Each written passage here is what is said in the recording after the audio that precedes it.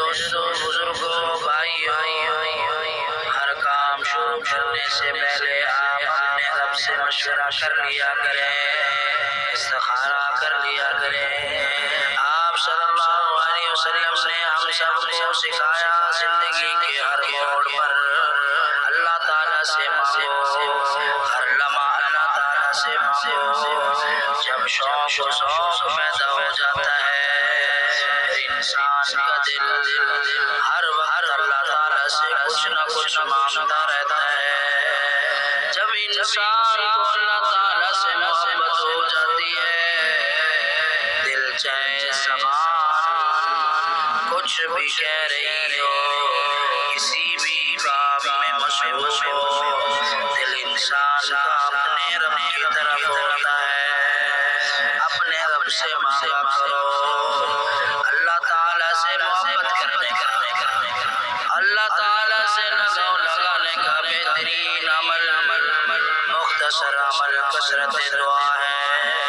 دعا میں مانگا کریں، پھر انسان ہر منٹ ہر سیکنڈ اللہ تعالیٰ سے رابطے میں رہتا ہے۔ ہر انسان کو کوئی نہ کوئی حاجت ہوتی ہے، کوئی نہ کوئی پریشانی ہوتی ہے، تو انسان کو 2 رکعت نماز نفل عشاء کی نماز کے بعد پڑھ کر اللہ تعالیٰ سے دعا مانگو، یا اللہ میں یہ کاروبار کرنا چاہتا ہوں، یا اللہ یہ کام میرے لیے بہتر ہے، یا یہ کام میرے لیے بہتر ہے، یا رشتہ کرنا چاہتا ہوں، یا اللہ میرے لیے یہ بہتر ہے یا یہ بہتر ہے، یا اللہ میں باہر ملک جانا چاہتا ہوں، آیا کہ میرے لیے باہر جانا بہتر ہے کہ نہیں ہے۔ میرے دوستوں بزرگوں اپنی زبان اللہ تعالیٰ سے دعا مانگنی ہے۔ میرے دوستوں بزرگوں دعا مانگنے کے بعد آپ نے دائیں کروٹ لے کے سو جانا ہے۔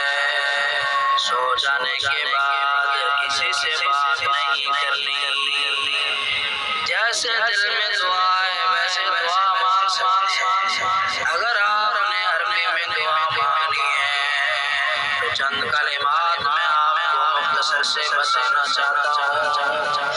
یا علی معلمنی، یا رشید ارشدنی، یا خبیر اخبرنی، یہ مانگ لیا کریں، یا اس کے علاوہ جو دل میں آئے دعا کر لیا کریں۔